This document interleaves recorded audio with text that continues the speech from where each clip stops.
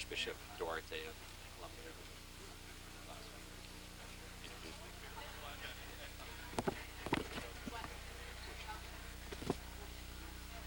Ray and I were just about changed.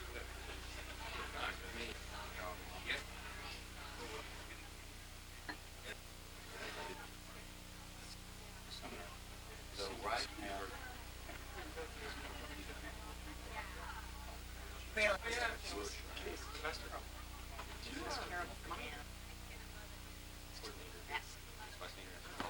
Carol Finney. She mentioned her husband used to do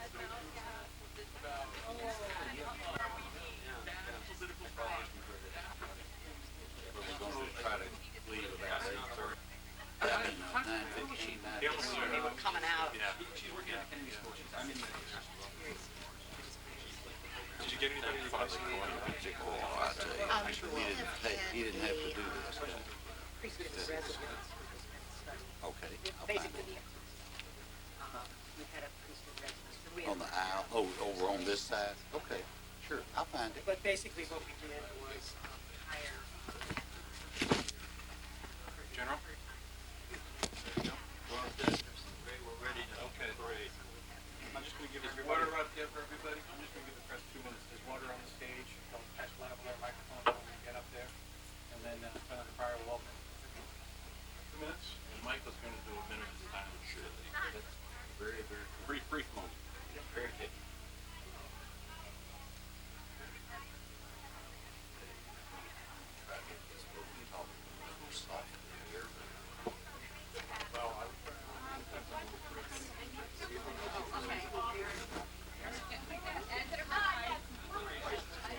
Eric's here.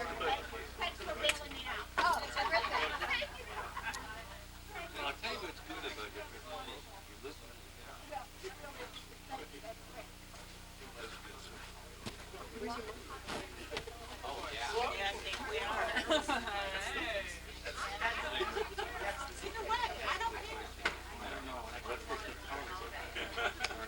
Exceptional. Everything I have ever attended that you put on is fantastic. It's fantastic.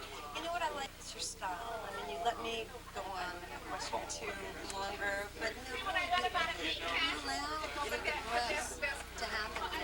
You know, so it's really nice. Plus, but you're fun. That out. We'll have our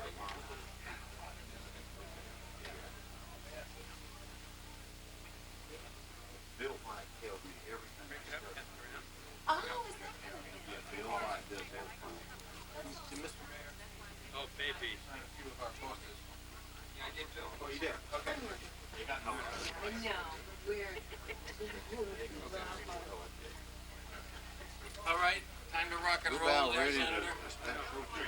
So Father Coyne next to me.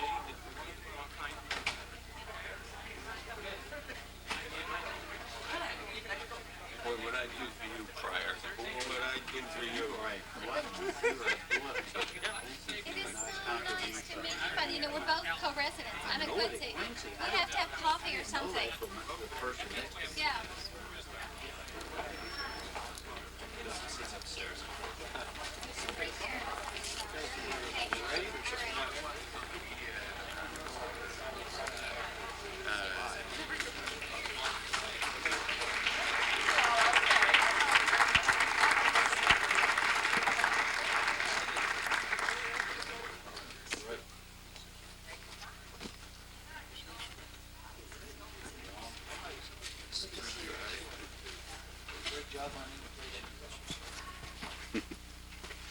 Ladies and gentlemen, welcome.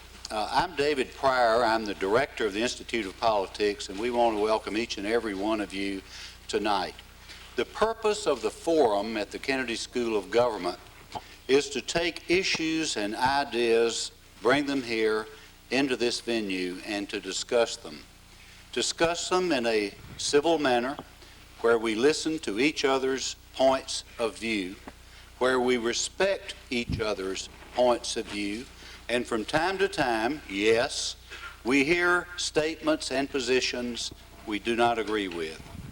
But let us all remember tonight, this is America. We have a tremendously difficult, tremendously, yes, difficult problem and issue facing the Catholic Church at this moment. So what a better place to come as a community and discuss that issue right here at the Kennedy School of Government. We want to welcome all of you to turn off your cell phones, and we urge you to do that, to be very attentive to the speakers and our distinguished panelists tonight. By the way, these folks did not have to come tonight, and this may not be very easy, but we are very, very appreciative for each of them participating. Michael Bumgardner, who is a member of the Kennedy School of Government Catholic Caucus, will take over at this time. Michael? Where are you, Michael? There you go. Thank you, Michael. Where do I sit? Right over here? Senator, you sit anywhere you want. Good evening. On behalf of the Harvard College Catholic Student Association, the Harvard Business School Catholic Student Association, the Kennedy School Catholic Caucus, and the Institute of Politics, welcome to the forum. Before continuing with tonight's proceedings, I ask that we take a brief moment of silence in honor of Archbishop Duarte of Cali, Colombia, who was viciously murdered this past Saturday. Thank you. Tonight we face a difficult but important discussion for Catholics and non-Catholics alike. I strongly feel that one of the strengths of the Catholic Church is the willingness and ability of its members to speak out on difficult issues. Tonight is no different. Where some might see tonight's forum as a threat to the Church, I see it as an event that will eventually make the Church stronger. On behalf of the students of Harvard University, I'd like to convey to each of the members of the panel how privileged we are tonight to have them with us. It's truly an honor that such a distinguished panel of Catholic leaders is with us. I'd like to turn over tonight's proceedings to David Nyan. David Nyan is our moderator this evening. He's a former associate editor of the Boston Globe and a columnist. In this semester, he's serving as a special advisor to the Institute of Politics. David Nyan. Thank you. Good evening to you all, and welcome to the Kennedy School and the forum. And I want to express particular gratitude to our panelists for coming here to share a conversation with us. We take on many a grim subject in this forum, and one of the saddest topics of this time is the current crisis that embroils the Catholic Church and the issue of child abuse by clergy. To examine this issue, to discuss what happened, what's been done, and what may yet need to be done, we've invited a diverse panel to hold a conversation. First among us up here, then taking your questions from the floor from about 8:45 to our close at 9:15. The problem of abuse of children and adolescents by clergy and church workers did not start in Boston, but it surfaced here with a kind of a scary splash a submarine makes when it breaches the surface. Now other dioceses around the country are forced to examine their own practices of harboring priests who have been accused of child molestation. What had been held in secret by bishops and ecclesiastical administrators for decades is now tumbling out into the open, and it is an ugly picture indeed. It's now undeniable that officials in the Boston Archdiocese routinely remove priest offenders from one place and shuffled them off to serve in similar posts elsewhere. The inescapable conclusion is that the highest officials at the diocesan level thought it was more important to cover up these crimes and secretly pay off or ignore the victims than it was to remove the offenders from positions of power over the most vulnerable children and families. Church records pried out of the court system reveal the depth and breadth of these policies, which have offended many Catholics and even many loyal priests who are forced to suffer the opprobrium triggered by the ill-considered actions of the highest-ranking bishops. It was the Boston Globe's aggressive pursuit of records and a decision by one judge to force disclosure of these documents that fueled the furor. The shock of reading the memos and letters, the victims' tales, and the perpetrators' rationalizations has demoralized many Catholics and many sympathizers of the Church. The human cost in terms of abuse, the possible perpetuation of abuse, the shattered lives, the suicides, and the self-esteem problems of adults who've been brutalized by men of the cloth is the greatest outrage. the financial cost running into the hundreds of millions for the Diocese of the American Church as a whole, and possibly approaching $100 million or more for the Boston Archdiocese alone, threaten the survival of any number of Catholic schools, hospitals, nursing homes, housing projects, and other facilities that need to be built or repaired or maintained. It should be pointed out at the start that Catholic Charities of Boston last year provided services to more than 165,000 people in Massachusetts. The money raised by Catholic Charities, the largest non-government social welfare agency in the Commonwealth, is now at risk because of confusion and suspicion that funds earmarked for there will be diverted to pay legal bills or for settlements to victims. There are many aspects to this tragedy which can be likened to a train wreck. It involved many people. There's the potential of serious disruption to vital services. The public has lost faith in the leadership. The damage to the victims is substantial and long-lasting. After some considerable delay, Cardinal Bernard Law acknowledged the severity of the problem, convoked diocesan-wide meetings to discuss solutions, and appointed a 15-member commission to recommend changes in church practices. Calls for his resignation have multiplied. Prominent Catholic laymen like Paul LaCamera of Channel 5, Pat Purcell of the Boston Herald, and today David D'Alessandro of John Hancock on the op-ed page of the Globe have said the Cardinal should step down and let someone else start clean to repair the damage. The Cardinal has said he intends to stay on, and there the matter remains for the moment. I want to express my particular appreciation for the participation tonight of the Reverend Christopher Coyne, the Church's chief spokesman for the Cardinal and the Archdiocese on this matter. Father Coyne, a Massachusetts native ordained in 1986, holds a doctorate in sacred theology from the Santa Anselmo Pontifical Institute in Rome, is a professor of sacred liturgy at St. John's Seminary here, and is the director of worship for the Archdiocese. Father Coyne, who gets the first question of our conversation, has the additional distinction of having been one of the very few, perhaps the only theologian to make it onto the Sam and Cokie show. This man has only been in his role as spokesman for the church on this issue for 3 weeks, and he's probably spent more time in front of the cameras lately than anybody except perhaps Governor Swift. How soon we forget. Father Coyne, last week's edition of The Pilot, the Archdiocese weekly newspaper, carried a great deal of material about this crisis. What prompted most speculation was the surprising editorial suggesting it's time that the Vatican re-examine issues like celibacy, the ordination of women, and other topics pushed to the fore in recent years by Catholic lay people eager for change. Can you explain the editorial and the Cardinal's subsequent backing away from some of its arguments?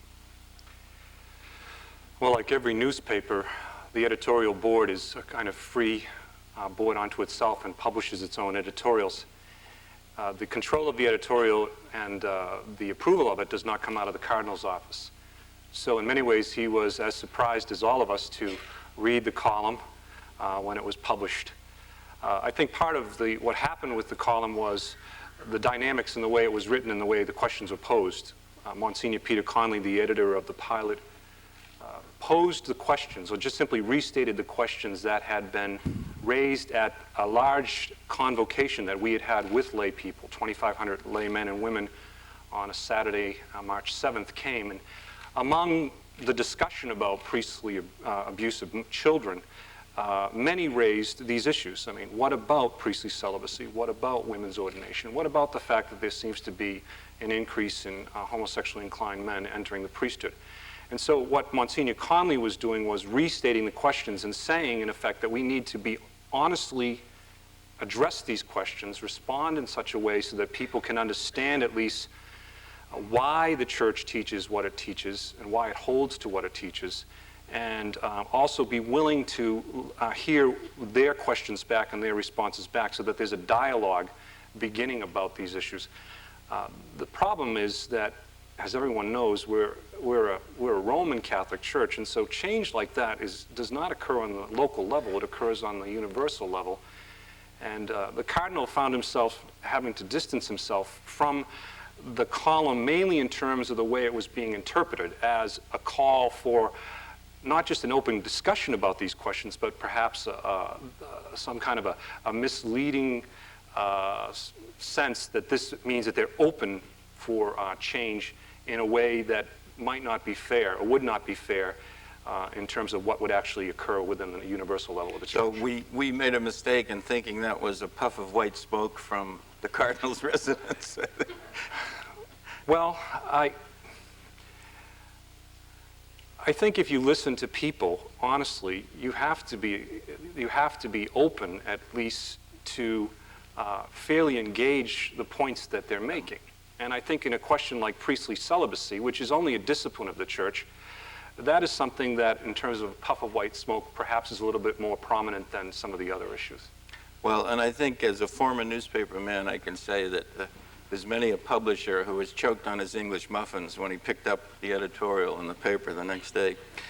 My next question is for someone familiar to many here at the Kennedy School, Professor Mary Jo Bain, the Thornton Bradshaw Professor of Public Policy and Management. She was the Assistant Secretary for Children and Families at the U.S. Department of Health and Human Services, resigning on principle in 1966 after President Clinton signed the welfare reform law. She's a nationally recognized expert on poverty, welfare, and families, currently researching the role of churches in those areas. Professor Bain is also a member of the Parish Council of St. William's Parish in Dorchester, specifically in Savin Hill, and since I spent a lot of time in that neighborhood, I can assure you it is not an ivory tower neighborhood. She recently wrote an op-ed page piece in the Globe critical of church policy. My question for Professor Bain: do lay Catholics in the U.S. have the kind of clout necessary to make an impact on church policies on issues like celibacy, ordination of women, abortion, birth control, and governance of the church, when the Catholic Church is so centralized in Rome underneath a very conservative pope? Let me correct the year in which I resigned, which was... Oh, sorry, it was 1896. Even I am not old enough to have resigned in 1966. It was 1996. You know, I think that any of us who have been at listening sessions in our parishes or who were at the large listening session with the Cardinal on March 9th, as I was, have been struck and moved and share the anguish and the anger that lay people are feeling about what they have seen revealed in the papers and what they have come to know now about the decision-making process. And I think they are raising questions that suggest that this is not just aberrant behavior by one man who made mistakes, but are really raising questions as to whether there aren't flaws in the system, flaws in the culture, flaws in the structures by which decisions are being made. And they're raising questions about the priesthood. They're raising questions about numbers of priests, about characteristics of priests. They're raising questions about who can be priests and how we should think about it. They're torn by this and anguished by it. For a lot of people, it's a crisis of trust in the hierarchy. And for some people, sadly, that translates into a crisis of trust in the church, because they identify and have come to identify the church with the hierarchy. I mean, we know that's not right. I mean, we know that's not how we need to think about the church and how lay people need to think about the church. But I do think that lay people in this archdiocese, at least as I've observed it, are kind of starting to recognize that, as Cardinal Law said at the convocation, we are the church, not the hierarchy. We have responsibility to raise questions and to speak out, to have influence over decision-making, to have open discussion of questions like celibacy and the role of women. And I think we feel that the structures available to us in the church as they are set up now are not enough. for us to have that kind of voice. So part of what many of us are asking for is more genuine participation, more genuine voice, more genuine recognition that the laity share in the call to ministry, the call to disciple, the call to be apostles that we all have. So that's the long answer to a question to which the short answer is no. Our next panelist is no stranger to me or any citizen of Boston, at any rate. Ray Flynn made his mark as mayor of Boston, elected 3 times to that post before President Clinton named him U.S. ambassador to the Vatican.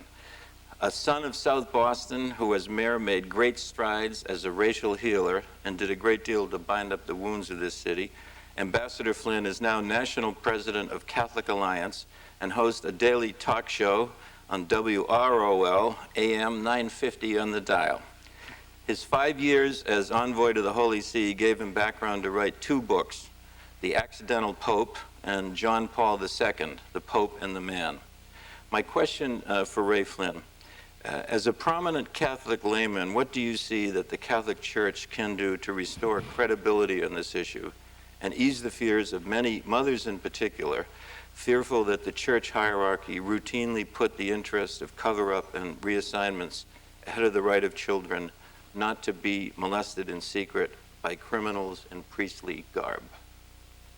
Wow, I think I got the easiest question, didn't I? Well, of course, the first aspect of your question is that the Catholic Church must restore confidence and trust, particularly to mothers, but all of us. I'm a father of 6 children and 3 grandchildren, so I'm equally concerned. That's the number one priority. How do you go about that, of course, is the central point. I think the church obviously needs a new policy in terms of dealing with people identified as pedophiles. The policy of reassigning pedophile priests through other parishes anywhere, not only here in the Archdiocese of Boston, but across the United States, must end, regardless of what any medical or legal person has to say. That must be the end of that policy of reassigning priests to these various churches. Just touching on another issue here that along the same lines, this level of confidence, however, is so important. And I guess I come from this, even in all due respect to Father, I guess I don't come to this issue as a theologian or a representative of the Catholic Church. I come to this issue here as somebody who knows Boston and knows the problems that Boston encountered over these many, many years, following in the aftermath of the integration of the forced school busing issue. And I saw the entire record that most people don't know about Cardinal Bernard Law. And it's very, very painful for me to see people misstate who this man is. This is a good man. He's a decent man who has made a colossal mistake. And those victims and their family and the Catholics have every reason in the world to be upset with him and to be pained. But I just ask the people of this city to look at this man's record. When this city was, as David talked about, when this city was racially divided, it was the Catholic Church that was in the forefront. When they had problems of homelessness or people living with AIDS, politicians were walking away. Government was walking away. Business community was walking away. Nobody wanted to come to the table with any resources. The Catholic Church was there. Representative Mazzoli is over here. I don't know what he's doing here, but he's probably associated with Harvard here somehow. But he was He's taking up space down the hall, Ray. Well, he will tell you, he's the leader of the issue on immigration in the United States of America. Who is the leader? What institution was the leader of immigration, making sure that immigrants got decent opportunities and decent rights and were protected? You know who that was? I don't even have to say it. It's the Catholic Church. So my friends, when we measure and we look at this whole issue, and we can be angered and outraged at the Cardinal and other church leaders, just try to remember one thing, if you will. Just look at the whole record. Don't judge the man, the entirety of his record, on the basis of this one mistake, as huge and as a big one as it was. He's a good, decent man who made a big mistake. I don't want to see him leave. I want him to stay here, bring about the reforms, so I, as a Catholic, as a father and a grandfather, can feel assured that my children are going to be protected and your children are going to be protected as well. Let me put a question. Oh, I'm sorry. Go ahead, Professor. Go ahead. Well, I just wanted to speak to that question. I think many people find the notion that the Cardinal articulates, that because he was so much a part of the problem, he's therefore the one to lead us to the solution. That's simply not a credible statement for most people, and in most organizations, that wouldn't be considered a credible statement. Do think that in terms of your question about how can we bring about a healing in the church, it's important to recognize the good that the Cardinal has done, certainly recognize the good that the church has done, which of course is different, but also to say that leadership requires taking responsibility. Making such a colossal mistake, as you admit, Ambassador Flynn, making such a colossal mistake requires genuine repentance and real penance. And I think that the way for the Cardinal to show that is to step aside. Father? Well, I just wanted to follow up on all of what's being said here in terms of not only looking at his whole record, but also looking at the things that he's done positively since all this has taken place. He's not just simply said, let me now begin to do something here to set this right. The fact is that in 1993, we had already put into place a policy that dealt with just all of this, all of these things. We didn't move any pedophile priests or anybody around after 93. Mr. Gagan was the last one. Now, I'm not trying to justify it all. Please understand, justify in any way what we did. It was wrong, it was terrible, and we're paying the price for it. If anyone wants to, if we ever want to blame anyone for the kind of media attention or trouble that we've made, we need only look in the mirror, because we're the ones who made the story here, because we did not keep our house in order. And we didn't do what we're supposed to do as priests and as bishops. We didn't do the right thing in this time. But it's not as if just right now we decided back in January, because of the media attention, that we're all of a sudden going to change this whole policy that we've done nothing about. We have done an awful lot in terms of trying to protect children and families and to make sure that no priest who has done anything wrong or has committed any kind of abuse against the child is allowed to stay in ministry. We've tried. We're at times we haven't gotten the message out, but I think that's an important point to make right up front. David, could I just chime in on the issue of pedophilia, because I'm certainly no expert in this, and a lot of this is new to me, but I've done a little bit of research and try to figure out what this is all about. What's the level of pedophile priests? What's the level of homosexuality in the priesthood? I don't know. But I've spoken to a number of, I guess, nationally recognized experts. I came across this study that I think is perhaps the only study of this nature that has ever been done. It was done in the Archdiocese of Chicago. And I knew the Archbishop of Chicago very well, Cardinal Joseph Bernardin, and I spoke to his secretary and I said, would you get me all this information so I could understand it a little bit better? In the 1990s, there was a survey of every single person, every single priest who has served as a priest in the Archdiocese of Chicago. That was 2,200 priests. Every single one of them, their records, their personnel records were reviewed. Now, Chicago is a much bigger archdiocese than the Archdiocese of Boston. They reviewed every single one of those priests who have served in the Archdiocese of Chicago going over 40 years. They came forward, they determined, this independent, working with the Archdiocese of Chicago, but a number of very prominent people on it. And this survey was verified by one of the leading church, not representatives, but person who speaks out on the church, Eugene Kennedy, a very, very famous author in Chicago. And what they concluded is, I think, important to this whole debate here in Boston. And I'm just disappointed that this information hasn't been given or communicated to the public. There were 40 priests that had some sort of allegations or complaints leveled, charged against them of the 2,200 priests. That's about 1.8% of all the priests. Now, I'm now wondering, well, what's this level of pedophilia? How many pedophile among those priests, among those 40 people, 40 priests? You know what it was in Chicago? 1 pedophile priest. Now, I don't know what it is here in Boston. I don't have the records. I haven't been able to go through these records. But before I decide that there is a crisis, I want to know what those records are. How many pedophile priests have there? I know Gagin, and I know Porter. And there may be one other, there may be 2 others, there may be 3 others, I don't know. But I'll tell you, Ambassador Flynn, they've given 80 names. 80 names but to the those aren't prosecutors. pedophile priests. Now, what they're talking about, those may be priests that have molested somebody 17, 18, 16 years of age. Now, that doesn't make it right.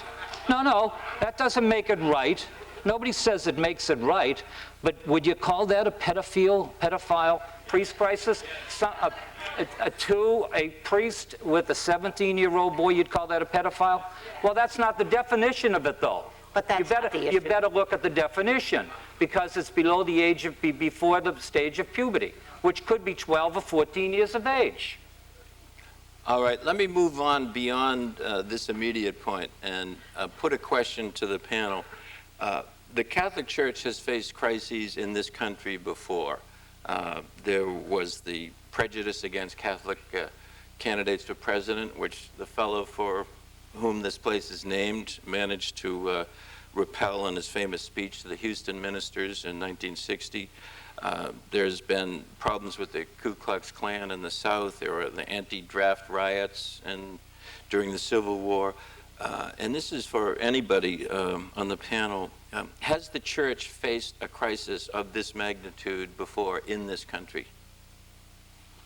Well, I think back in the 1960s, the late 60s, I think perhaps the crisis that arose within the faith of when Humani Vitae was published. But I'm not sure, because I was so much young. I was only 11 then. I was. And but I know that started reading at a very early age in Latin. But I think people have likened much of what's going on here to that. But I think there's a level that I think exceeds that. I'd like to just maybe talk a little bit about what Professor Bain was mentioning earlier, and also the kind of the response that happened with the column and the pilot. And I work in a parish on the weekends, 2 parishes out in Medfield and Holliston, with a very wonderful, educated, middle-class community, and a lot of people who like to engage in debate and talk. And I think many people haven't agreed and struggle with the church's teaching regarding celibacy and women's ordination and some of the other issues that are being brought here.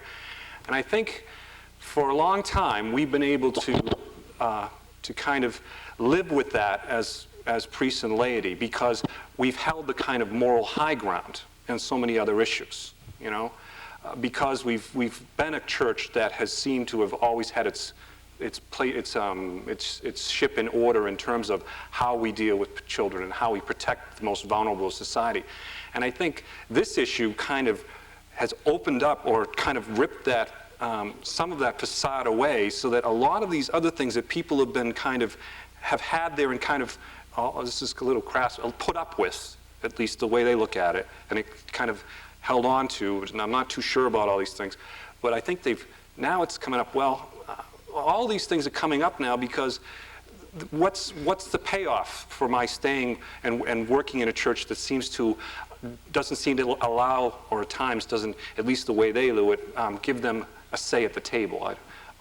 I just wanted to, I don't know if that's leading into a lot of what you were bringing. I agree. Professor, do you had something you wanted to add? Yeah, I wanted to speak to your question, because the crisis that came to my mind as well when you raised that question was the crisis I would call it a crisis that arose over the birth control teaching in the late 1960s. Lay Catholics, I think it is fair to say, and I hope this will not shock you, do not pay attention to that teaching. They do not obey it. They do not believe it to be faithful to the Church's teaching or necessary at all. How did people react to that, to coming to that conclusion? They reacted in a couple of different ways. They ignored it. Many left the church. The decline in church attendance was very great during that period. And many of them dismissed the credibility and authority of the church in other realms as well, because this one seemed so egregious. I would say they followed the exit strategy during that crisis, exiting in terms of their adherence to church teachings and even exiting in terms of going to the church. I don't think they want to exit.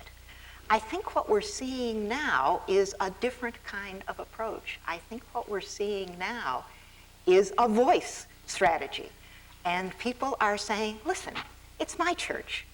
I'm not going to be driven out by bad actions of the hierarchy, and I'm not going to be driven out by refusals to discuss issues that I think are important. Staying and fighting rather than leaving. I think what I saw at the convocation, which shocked me, frankly.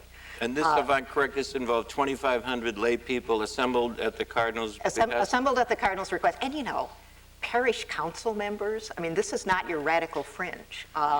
This was the all-time moderate group, but the passion and the strength of the voices at that convocation were stunning.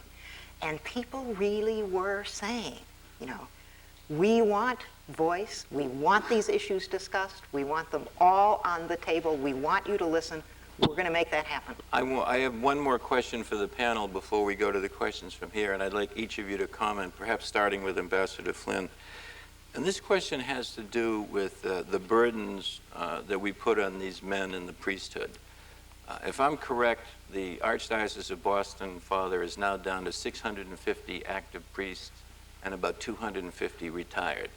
And I believe the average age of an active priest in the Archdiocese of Boston is 62 years of age, from what I found out. These people have to cover about, what, 450 parishes? 430. 430 parishes.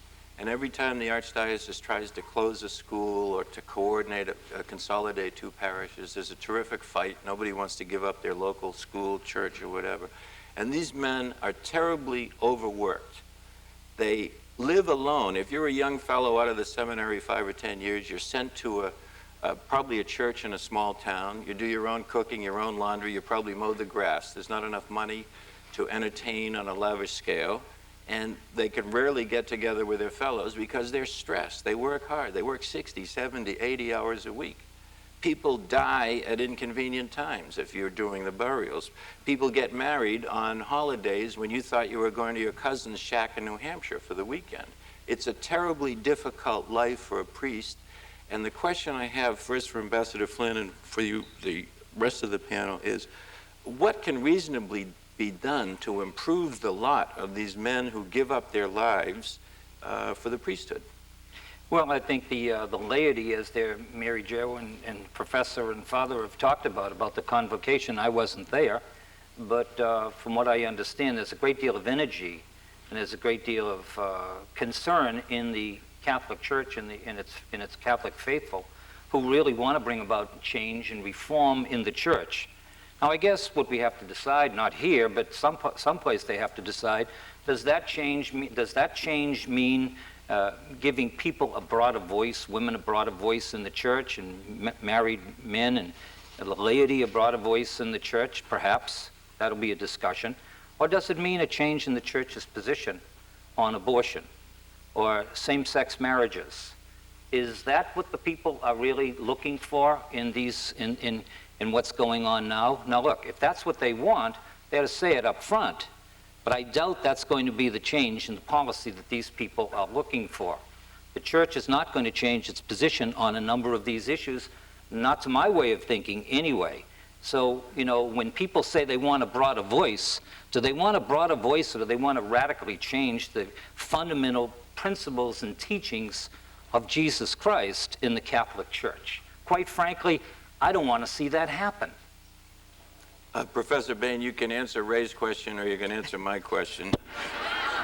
Either one. I'd actually like to answer both questions. Because Ambassador Flynn's question of, kind of what do people want who are calling for change in the church, people have obviously different motivations, but many of us... Women priests, abortion changes in the abortion law? I mean, that's not what I'm talking about, Ray. Well, some people do. I love the church as much as you do. I didn't say My concerns here are for the church and for making it a place, the kind of place that Jesus established. And I don't think that's what we're talking about here. To answer your question, David, about what would help make priests' lives better, two things, one short-term, one longer-term. The short-term answer is clearly greater participation of the laity and more responsibility for laity. There's no reason that lay people can't administer parishes, that they can't actually be the pastoral administrator, that they can't take significant responsibilities. Some of those things are not allowed in this archdiocese, though they are allowed in other archdioceses. And some of those things priests are not kind of used to doing, used to sharing that kind of power. So that's the short-term answer to the question. The long-term answer to the question of how to make priest life better is that there simply have to be more of them. There simply have to be, I mean, having a life which consists almost entirely of conducting funerals is not a good job. And that's what a lot of priestly life has come down to. And there simply has to be more of them. I believe that for there to be more of them, we do in fact have to make the priesthood more inclusive. I understand that that's not a decision that can be made here. It's probably not a decision that will be made in my lifetime. But I do think it is the direction in which we have to go. Now let's ask the man who has taken the vows. How do we improve the lot of the parish priest? Well, I agree with you that a lot of us do work 60 to 70 hours a week. My brothers and sisters work 60 and 70 hours a week too, and with all their families and things. So, I mean, I think it's part of our life right now, and trying to live the life of a Christian priest in the midst of a community. My way of thinking is connected in many ways with what Professor Bain is saying in terms of how the priest imagines himself to be within the community. And the way I imagine myself to be within the community is one among many who are working to move the gospel along, who has the order of the church in terms of like ordination to be the one who leads the prayer life of the parish. But I don't have to do everything. And I think that the day in which the priest feels he has to do everything and be chief bottle washer and mow the lawn and everything else are gone. I think we have to have the lay people at the table, not just doing the work, but having a voice and having some say. And when they speak these things, listening to what they say, and sometimes deferring if what they're saying is right, and sometimes not if there's disagreement going on there. But I think one of the most important things that we need to do in order to recover ourselves as a church is to recognize how we all work together and how we all have something to say and something to bring in terms to the community, and it doesn't just have to rest with the priesthood. Thank you. This is the stage of the evening where I call for questions, and because the students and graduate students of the Kennedy School have worked so hard and have earned their break, I'm going to ask that the first set of questioners be students here at the Kennedy School or at the college. So if you'd line up at any of the four microphones. There's one there, in the balcony there, and over there. Okay, you're first up. Hi, I'm Ellen Connerton. I'm a mid-career student at the Kennedy School, and without wanting to take any of the heat off the Catholic Church here, I'd like to expand the spotlight a little bit.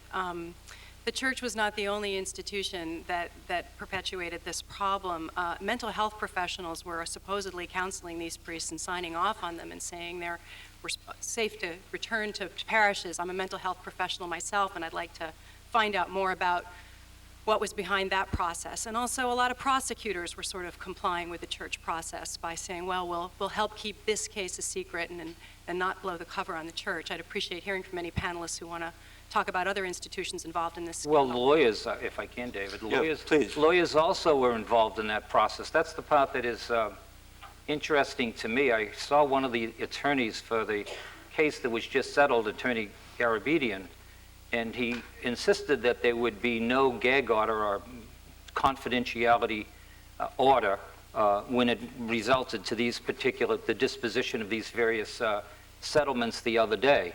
But he was part of a confidentiality gag order before. I've heard that a number of these cases have in fact been settled. How is it that we didn't know about the settlement? How is it that I thought there was a law, a state law, if you're in the medical, the state field, I thought the DSS required people to notify any sexual molestation of children. They're supposed to be notified of that. Is that the case? They do. It is required. It's a mandated reporting category. So why is it that the lawyers and the judges and the clerk magistrate and the prosecutors, as well as the attorneys both for the archdiocese and the attorneys for the victims, why isn't it that they lived up to the requirements of the law and report these pedophile priests or sexual molesters to DSS? I don't know the answer to that. Well, my suspicion is that that lawyers on both sides of this were interested in protecting their clients, first of all. And the lawyers for the victims decided to take the money in many cases. And the lawyers for the church thought they were better off, that they were serving the church better by keeping it quiet and allowing these bad priests to be shuffled off elsewhere. So I certainly concur that the legal system bears its share of responsibility. I'll throw in the judges. There's no question that a number of judges in Massachusetts were aware of what was going on. And in fact, some of the documents obtained under the Freedom of Information Act showed that the church relied on prominent Catholic laymen in high-ranking positions in the judiciary to squash these things. There's no question about that. Next question. If you keep the questions short, I'll ask the panel to keep the answers short. Hi, Roger Severino from the law school. Professor Bain, you mentioned supporting the Catholic Church as Christ established it. However, Christ did not establish a democracy in the church. He did not take a vote when it came time to stone the prostitute. He actually decided on his own. And he also established a church with a male priesthood as well. And I'm wondering, on your positions on all these separate issues, do you think the laity should be taking the role of the hierarchy away in terms of determining issues of faith and morals? Do you respect the true magisterium as set out by Vatican I and II? Yeah. Well, I think Jesus called us to be a community, called us to bring our different gifts and charisms to that community, called us all to holiness, to ministry, and to be apostles. And I think that if you look at the description of the early church in the Acts of the Apostles, you do see that many different kinds of gifts and ministries were brought into the church. I think there is some question among biblical scholars about the extent to which Jesus himself established offices or established a male priesthood. I think there are various ways of looking at the scriptures and looking at the traditions that bring you to a sense of the church, which is very much one of a community. And a community doesn't mean being a democracy. Decision-making in the church has recourse to scripture, has recourse to tradition, has recourse to the Holy Spirit. I do not believe that the Holy Spirit speaks only to the exclusive ears of bishops. I believe that the Holy Spirit operates in the church. Let me just and interrupt. that we as church have that kind of responsibility. Let me just ask Father Coyne, am I right, did I read somewhere that there were married priests up until the 12th century? Is that correct? There were, and there still are married priests. We're the Roman Catholic Church, we're the Latin Catholic Church, but also under the umbrella of Catholicism are other Catholic churches, Ukrainian Catholics, Greek Catholics. There is a married clergy there. It's been a matter of discipline in the West, imposed universally in the West since the 12th century, but there were many synods and councils prior to that that sought to bring about celibacy as a requirement for ordination in the Latin Rite West. And am I also correct in believing that former Episcopal priests who are married can be ordained in the Catholic faith? Yeah, it's called the pastoral provision for the Anglicans.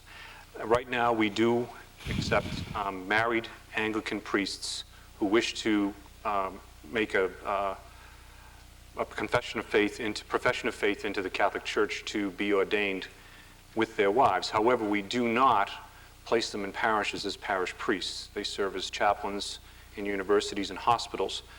But the reason for that is because we recognize that the first duty of a married man is to his wife and children.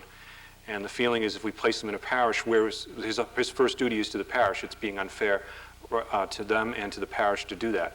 So while we do allow Anglican priests to come into the church, there still is a kind of recognition about what is their first responsibility and who is what their primary responsibility is, and that's to their family. So can we say it's a sort of a don't ask, don't tell for Anglicans? Is that? Yeah, I know what you're saying. It's only a joke. I'm going to let him off the hook on that. No. Up there, the Dodgers number 15. My name's Joe Green, and I'm a freshman at the college. And I'm not Catholic, I'm not even Christian, so I might be missing something. But I'm just curious about what the significance is of the distinction between people abusing children and people taking advantage of teenagers. I mean, I know there's a difference in definition in the law, but why does it matter? It's still really screwed up. Can I speak to that? Pedophilia, according to psychiatrists, and I hope there aren't any here who are going to catch me up, but the way I understand it is pedophilia is a pathology that is proven to be not curable. In other words, there is no way when someone is found to be a pedophile that you can in fact treat them. And so the only way to protect children is to remove them from being with children. Men who are attracted to teenagers are at a different level. It's called ephebophilia. It's an attraction to teenagers. And most professionals see it as a kind of developmental issue. It's connected with immaturity. It's connected with an inability to have relationships with adults. It's connected to an unformed sexual identity. And so there's a feeling that this kind of a situation is treatable. Both are wrong. Both are heinous actions because it involves abuse of minors. And so therefore, both are criminal and should be held up to the full treatment of the law. The only question is, this is just a theoretical question, but if a man did something like this 31 years ago and went through treatment, I'm just throwing this out, and this is why the distinction comes out. If he went through treatment and has proven through his work in a hospital or something as a priest, that he has recognized, he's had the help that he needs, that he can do the work in a hospital, is it possible that he could be a priest in a chaplaincy situation, in a nursing home or in a monastery or in a hospital?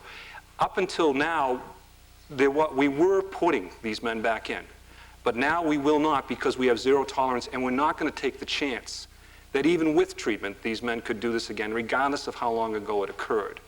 But that's the distinction. It's not to say that it's less heinous or egregious. It's just, it was kind of a therapeutic treatment issue. I hope that's helpful. Thank you. Up here, sir. Yes, Dennis Ramundi with the Graduate School of Education. My question is directed to Ambassador Flynn.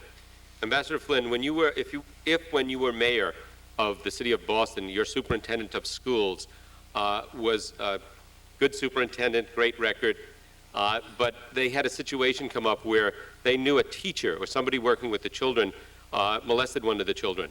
Then that superintendent of schools decided, well, let's just keep that between us, go for counseling, and I'll put you in another school working with kids again.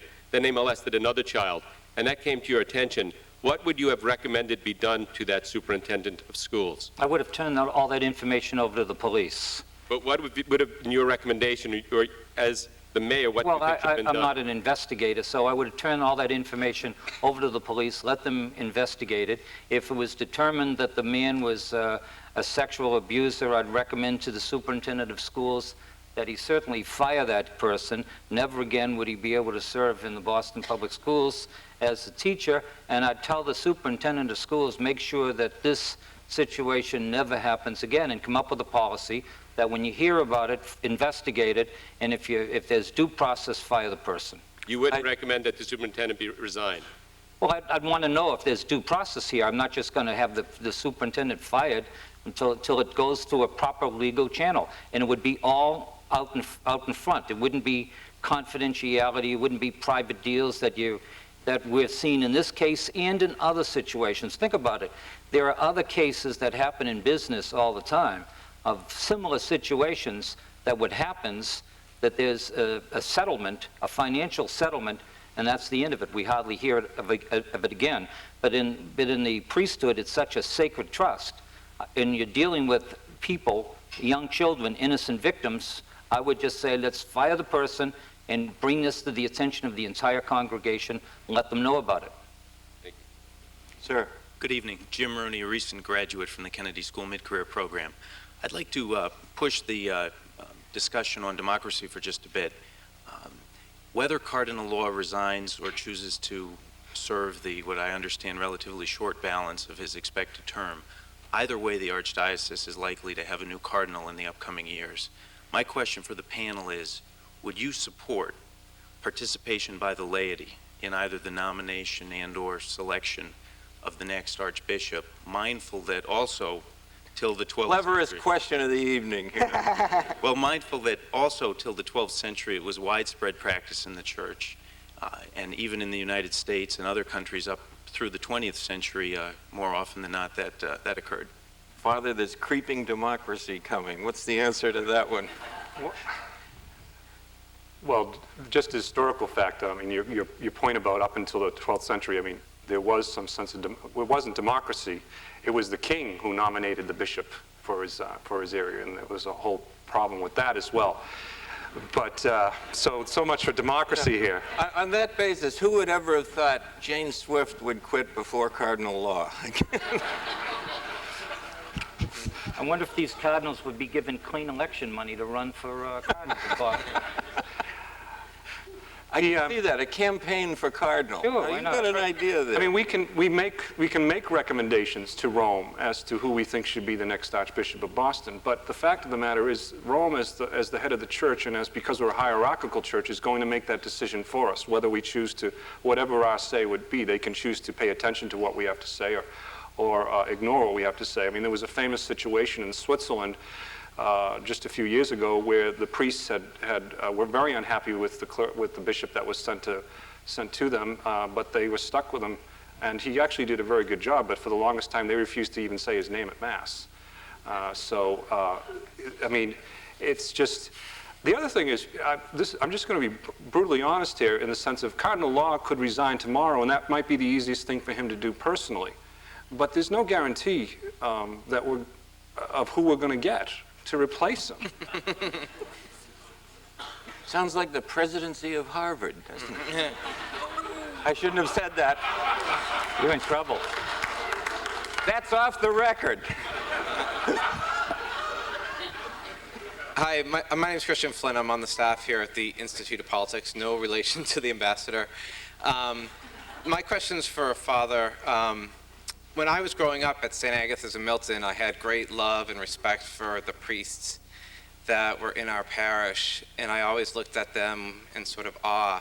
And now, I think people who are growing up in parishes kind of look at their priests with suspicion. And I wonder what the Church is doing to help priests continue to be effective ministers to children and to young people, and to make sure that they don't pack their bags and leave, because people your age and younger don't seem to be around as much. I mean, I'd hate to see more go. Well, they're trying, I mean, we had listening sessions. There were 5 or 6 listening sessions where the cardinal listened to his priests just as honestly as he did to his laity, and some of the things that he heard from his priests were just as spontaneous and full of all the emotions as what we heard with the convocation. I think in terms of one thing that's going to help us is, first of all, a recognition that we are beginning to get our house in order in terms of the clergy that are in the diocese. To say that all of these, as far as we can tell, any priest who's in the Archdiocese right now is someone who's never had a substantial allegation of abuse made against him. I think one of the things, too, is to put into place protocols like they have in Chicago and in Dallas regarding how priests interact with children, so everybody knows the rules. in the way that we interact with children. You know that you're never alone with children, that you always have another adult there, that you're always aware of boundary issues with children and teenagers, so that there's never a question of inappropriate behavior. And I also think this, one of the good things that's come out of this in many ways is a recognition that priests are just as fallible as anybody else. Most of the priests live good lives as clergy. They do great work. They're not involved in any of these situations. But I think to at least hold us to the same level of accountability as we would any other adult is to not only protect the children, but also to protect us, I think, from ever stumbling and falling. I also just want to make the point that just on the law of averages, if there have been 80 priests accused, you know, there's 1 or 2 or 3 or 4 unfairly accused. I know even some of the lawyers representing these clients are rejecting clients because they feel that the allegations either are unsupportable or too old, or the complainant is a little shaky. So I think we all want to keep in the back of our mind, I mean, this is the neighborhood of the Salem witch trials, and I think a bit of restraint is probably useful and helpful for all of us. Up here, please. Thank you. My name is Belinda Lanik. I'm a student at the Divinity School and also have been affiliated with BostonCatholics.org, where Mary Jo Bain's letter to the Cardinal is posted. I wanted to ask a clarifying question.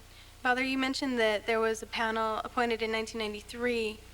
1993. I'm sorry? 1993. Right.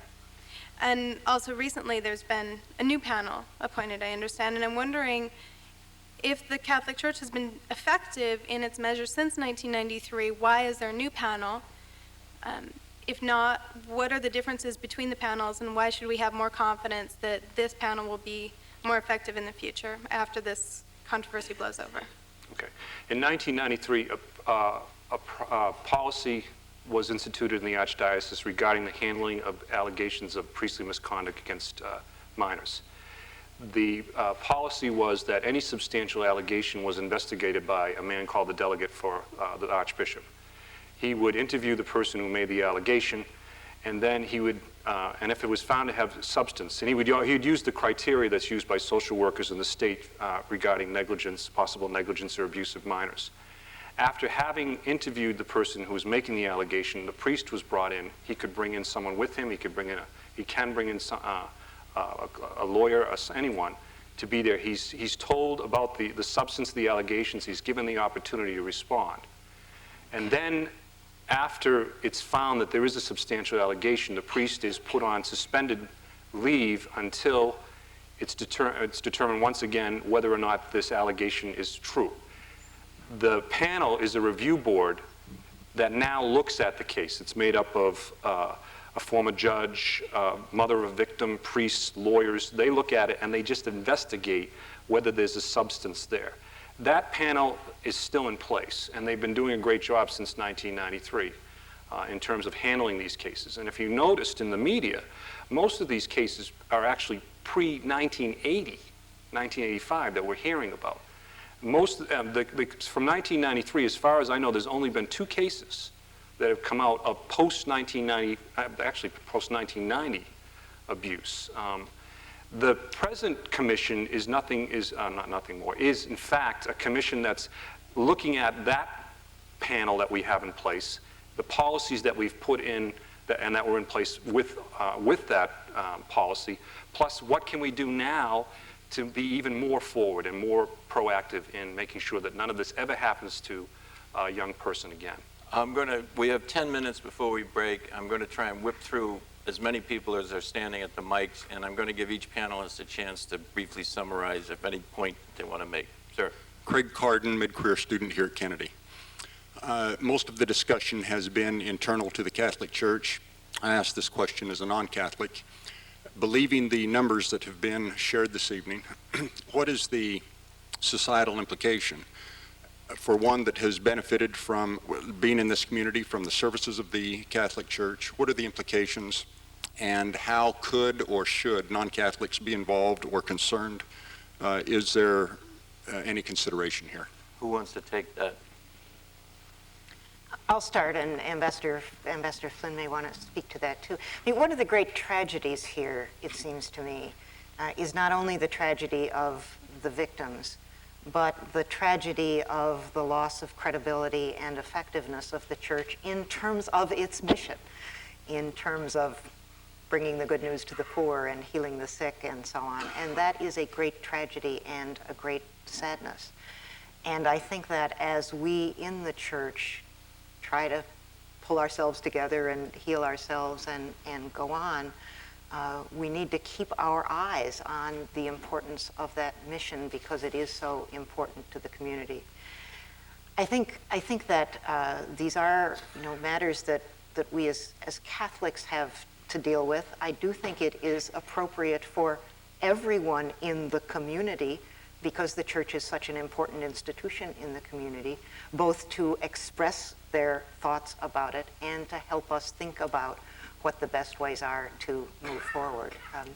So again, I think it just emphasizes the importance of our dealing with all of this, both the narrow issues and the broader issues, well. Ambassador Flynn, a brief response? Yeah, I just hope that people look to tomorrow while we're dealing with the problems of the past. And the church has been around for 2,000 years. It's a major institution of good, not only in this city, in this country, across the world. I just hope we don't forget the importance of the Catholic Church and the priesthood and the nuns' work for so many poor, needy people, many of whom are not Catholic. And let's not destroy the credibility of the Catholic Church and its reputation, because it may not be us, but there are a lot of people that are going to come after us, that are going to depend on the Catholic Church for services that, in fact, the government and other institutions are walking away from. We need the Catholic Church, we need good priests, and we need good nuns. Sir, you. My name's Frank Altieri. I'm a sophomore at the college. There was a study that came out last year, I think it was the University of Pennsylvania that ran it, that actually found out that instances of sexual abuse among Roman Catholic clergy are comparable, maybe even less, to instances among the Jewish and Protestant clergy who are not celibate and are not exclusively male. So in light of the fact that celibacy and an exclusively male priesthood do not directly bear on instances of sexual abuse, to what extent do the panel feel that Catholic dissenters are taking advantage of the tragedy to sort of push forward an agenda? I'm not going to answer that. Well, I think I already answered that question. I don't think it was received very well with some of the folks here. But you know where I come from. I think there is a hidden agenda, and I don't think it's having more say.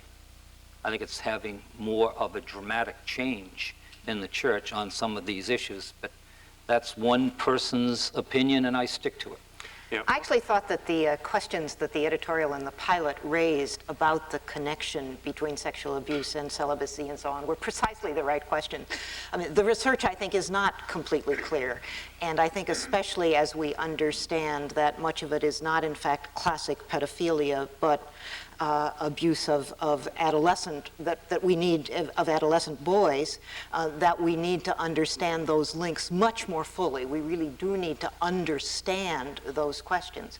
But I also think that the revelations about the scandal and its handling have brought to light a general crisis in the priesthood, many of the features of which we have been talking about here this evening. The decline in the number of priests, the difficulties of the priestly life, the fact that the average age of the priesthood is so old, and that the ratio of priests to Catholics is down so low. How much that has contributed to this specific scandal, I think we need the research to understand. But we surely know it's not going to help this larger problem in terms of the crisis of the priesthood. So I think that raising the issues about the priesthood are very legitimate in that diagnosis of what this problem is. Father Coyne, do you want to get in on that? Well, I mean, I've heard exactly this point before, and I think there is some truth to it. I think there are people who are taking advantage right now of the the scandal involving priestly abuse of children and minors to further some agendas, and I think that that's there. However, I wouldn't want to dismiss these other issues that are being raised regarding questions of governance and questions of accessibility to decision-making and questions of decision-making, accessibility to to oversight of the church. I think they're kind of peripheral, but they're very much tied in. I think where where these issues are coming in is they're looking and they're saying, well, all this was going on, and granted, maybe pedophilia does not have anything to do with whether one's married or not married, whether one's heterosexual or homosexual, but how we handled it in terms of the way we've ordered ourselves, in terms of in the way sometimes the decisions that were made. I think these other questions regarding who was making the call on these questions comes into now brings in, well, where's the laity in this? Why is it just the hierarchy that's making these questions? So I think one of the things that we can do to build the trust is to make sure that the lay people have some say in our governance on a local level. It doesn't require anything from Rome to do that. It just means bringing them into the table and listening to their voice. And I think that that's something the Cardinal does already, and he does very well. And I think we need to do it on a parish level as well. The final question, sir, will come from you, and then the panelists will sum up. Please. Thank you. Arnulf Semen, I'm political economist. I don't think you can restore church to Jesus' image. You would have to begin with looking for 12 Aramaic Jews. That's not going to happen. Number one. Number two, I think that you all of us, are beginning to see how John Hus and Martin Luther felt. They didn't want to leave Catholic Church. Catholic Church forced them because it became, in 12th century, extended arm of Roman emperors. Catholic Church has become political organization just like Communist Party. I know there's a question in there somehow. I'm waiting for it. Why you don't reform church from within? You said the magic word. It's our church, our community. Right now it's not. It's someone far away in Rome. Okay, let me suggest... It's your church. Let me suggest that thank you. Let me suggest that each panelist respond to that question and also to summarize your final statement, and then we'll break up as soon as we're through. Ambassador Flynn? Well, I appreciate the opportunity of being here tonight in such an attentive audience. I mean that sincerely. This is a very painful period of time, and there are a number of people who are Catholic and who are non-Catholic. I can assure you that it is very, very painful. These are issues that most of us never thought we'd have to be thinking about and being embarrassed about. But nevertheless, having said that, I'm not any expert, and I don't even consider myself any kind of scholar or theologian, or maybe I am a fairly decent living Catholic. I don't know. I'll leave that up to God to decide that. But I will say this, that church is an institution that has been around a long time, but it also is a loving church. It's a caring church. And it's the church that I know. It's not the church that I read about in the newspapers every single day. And while we go through this painful process, and I think I'm not critical of anybody for exposing it, this expose needed to happen, to be revealed. I have no criticism of that. I just hope that we move constructively, not from a standpoint of trying to embarrass or bring down the church or change it radically, but bring about the reforms that are going to protect children, make the church more accountable, and make it just as loving, if not more loving, than it has in the past. It's a church that I love and admire, and I think the church is going to emerge from this as a stronger and a better church. I really and truly believe that. Professor Bain? I agree with that. I think that this has been a terrible tragedy. Tragedy for the victims, tragedy for the church, tragedy for everyone involved. But in some funny way, it's also a genuine time of opportunity. It has required the hierarchy, the clergy, and all of us to do some really serious soul searching about how this happened and about what our own culpability in it has been. And it has also, I think, inspired many, many people, clergy and lay, to ask the questions of how we can take responsibility for our church and how we can, as the questioner suggests, make it the church that we love, make it the church that we want it to be, make it the church that it can be. So, like Ambassador Flynn, I hope, I pray, and I believe that we can come through this tragedy in a way that will make for a better church, a church better able to serve its mission. Father Coyne, I think you have two people pulling for you there. You get the last word tonight. I think all of this is a judgment on us, all of what's been happening since January and even before. It's a judgment on the church in many ways. I think it's a judgment on the clergy, most especially because all of us have to look and look at ourselves and see, are we really trying to live the holy lives that we're called to live? And are we really trying to do and live our lives in a way that speaks of what we're supposed to be doing? And I think in looking at some of the actions of some of my brothers in the past, the judgment was negative. We weren't living what we're supposed to be, how we're supposed to be, how we're to be a church. I think all of this is a reminder, at least to me, and I think all of us, of how we try and live out the divine in our lives, and if we bear the name Christian or Jew or whatever faith, to try and live that authentically is the most important part, because when we veer away from that, we find ourselves losing our path and our way. We find ourselves where we are today. So I feel for so many levels right across the board for what's happening.